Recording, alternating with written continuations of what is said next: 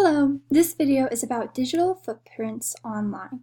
With each post, people are creating a digital footprint that they will never be able to permanently erase. Teachers must remind their students to think before they post.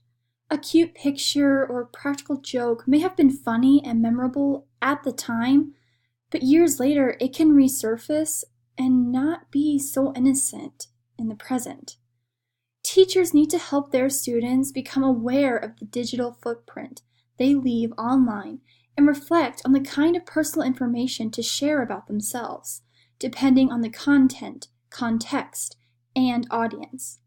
Celebrate a culture of sharing through digital media while considering some possible harmful effects of oversharing and internet privacy, and learn to respect the privacy of others online when tagging, posting, or copying other personal information.